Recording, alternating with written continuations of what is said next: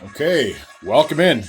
I'm now going to be reviewing all of Week 10's action of the NFL season. I had to have a little Sunday Night Football intro there just to try to change things up a little bit. I think my favorite intro of all of the NFL intros when it comes to their doing games has to be the Fox. I just didn't want to have the same repetitive thing over and over again. I believe the last week I did the CBS.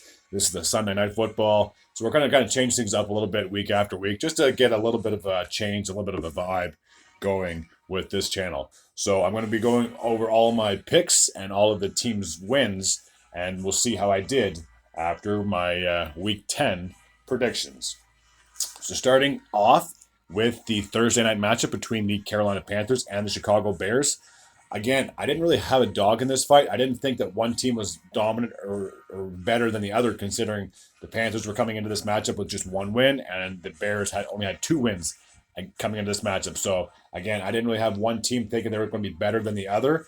16-13 would be the final score in favor of the Bears. They have now, I don't want to say improved, but now they're sitting at 3-7, while the Panthers still only have one win. They're sitting at 1-8. So far, I'm 0 for 1 when it came to my predictions, as I did predict that the Panthers would come away victorious. So the next matchup takes place in Germany, of all places, where we had the host team in the New England Patriots, and they were taking on the Indianapolis Colts. This was quite a snooze fest, if I want to be completely honest with you. 10-6 would be the final score in this one. I did predict that Indy would come away with the victory, and they did. So they have now got back to 500 football. They are now sitting at 5-5, while the Patriots, who have had a horrendous season to say the least, have dropped now to 2-8 on the year.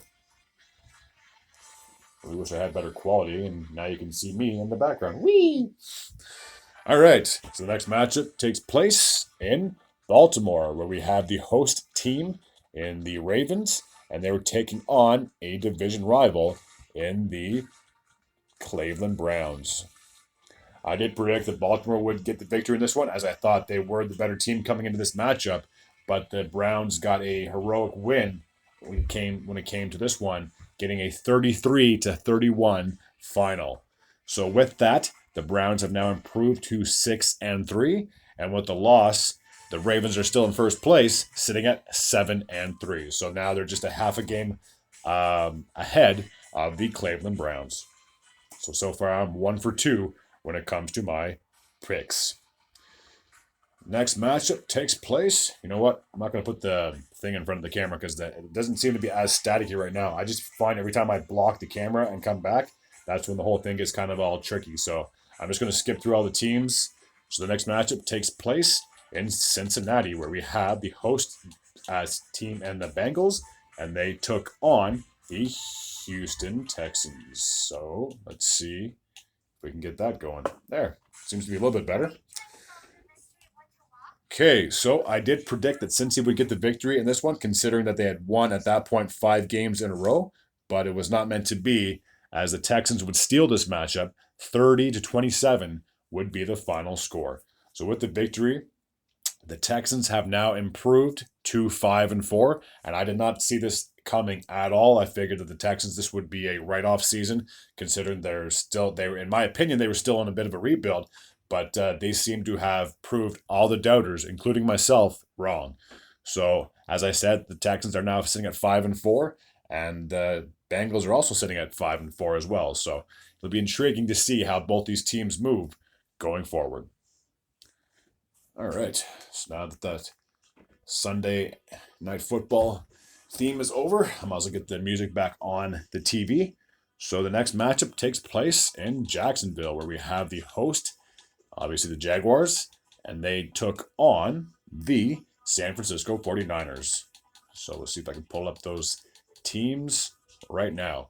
So coming into this matchup, the 49ers were hitting a 3-game losing streak. A lot of teams that they should have beaten, but they didn't. So I did predict that they would finally get off of that schneid and get back in the win column. And boy, oh boy, holy cow, 34-3 would be the final score in this one. I don't think anyone saw the scoring being this lopsided, considering the Jaguars have been playing somewhat decently in this one. And I'm sure maybe some people probably predicted that the Jaguars would get the victory, considering how poorly the 49ers had played up until this point. But yeah, the Jaguars got stomped. So with the victory, both these teams are now sitting at 6-3. The next matchup takes place in Minneapolis, where we have the Minnesota Vikings, and they were taking on the New Orleans Saints. So coming into this matchup, I don't know. I was kind of happy for the Vikings considering they lost Cousins and then they had brought in Dobbs, and a lot of people were questioning like, can Dobbs really pull this off? Can he be their mainstay for the rest of the season? Considering Kirk Cousins has been ruled out for the rest of the year, but he seems to know what he's doing. The Vikings are now on a 3-game winning streak. 2 of those games courtesy of Joshua Dobbs. So I shouldn't have doubted him, but I thought that the Saints would have been the better team coming into this matchup. So 27-19 would be the final score in favor of the home team. The Vikings are now sitting at 6-4, while the New Orleans Saints have dropped back down to 500. They're sitting at 5-5.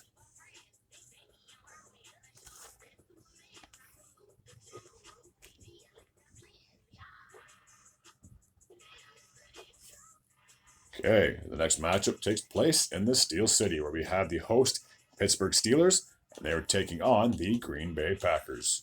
So I did predict that Pittsburgh would come away with the victory in this one. 23-19 would be the final score. With that, the Steelers are now improved to 6-3, so they have the same record as the Browns, so pretty much like a two-way tie for second. And the Packers have now dropped to 3-6 on the year. Our next matchup takes place in Florida, where we have the Tampa Bay Buccaneers, who I just passed, and they were taking on the Tennessee Titans.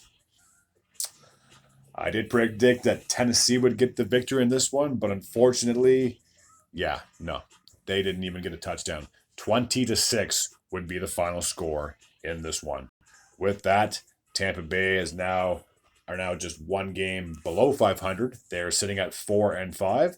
And with the loss, the Titans are now 3 games below 500, sitting at 3-6. The next matchup takes place in Arizona, where we have the host Arizona Cardinals, and they were taking on a fellow Bird team in the Atlanta Falcons. So coming into this matchup, I figured that Atlanta, they should have gotten the victory in this one, considering they had 3 more wins than the Cardinals. But Kyler Murray changed things up a little bit, getting his first start of the season for the Cardinals. They came away with a 25-23 win.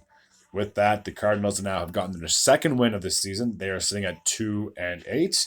And with the loss, the Falcons are now sitting 2 games below 500 at 4-6.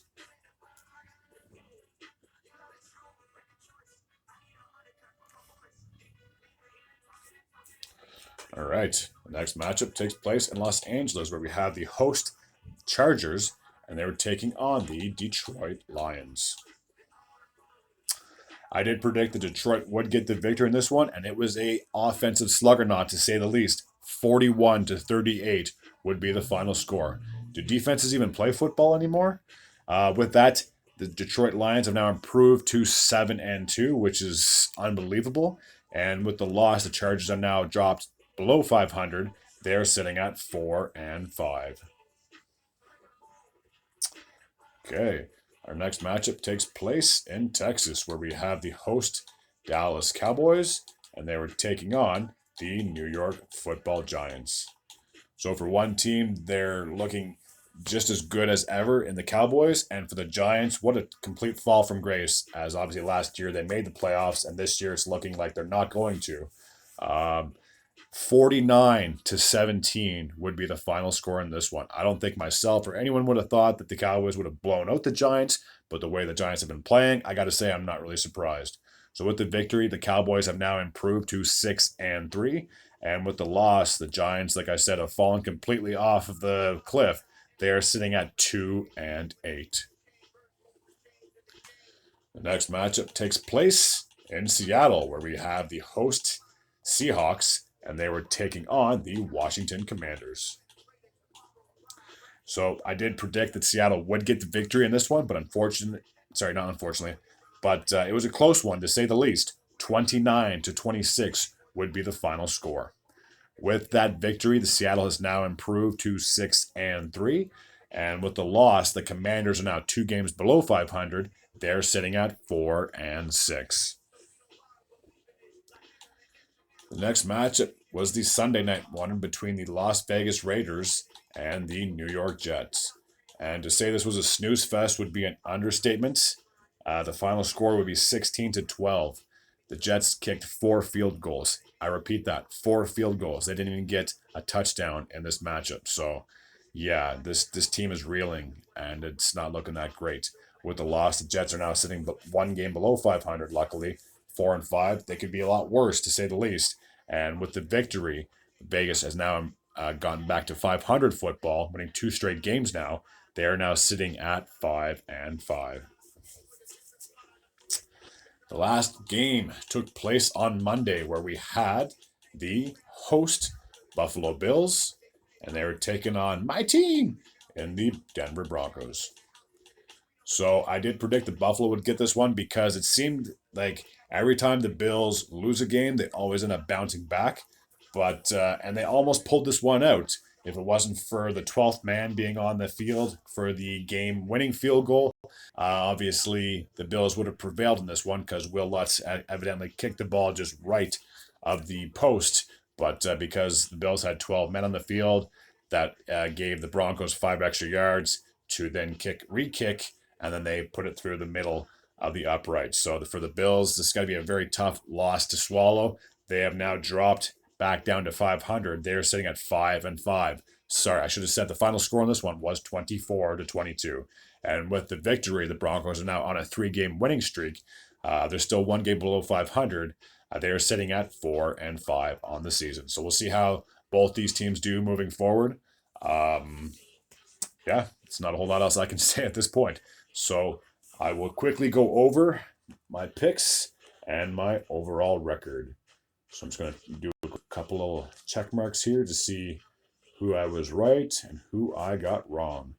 So for the first one, 0-1, 1-1, 1-2, 1-3, 2-3, 2-4, 3-4, 3-5, 3-6, 4-6, 5-6, 6-6, 7-6, 7-7. Sorry. So I was 500 when it came to, so 14 games, I had 7 right, 7 wrong. So with that being said, my overall record now is sitting at 86-57. So I'm still doing pretty decently, but yeah, hopefully on week 11, I'll be back above 500, but I'll take an 86-57 record over anything below 500 at this point. As always, if you're new to this channel and you like this type of content, I do these videos, or I try to do these videos, I should say, on the daily. Please feel free to hit that sub button. I'd be very grateful and very appreciative at the same time. And as always, take care.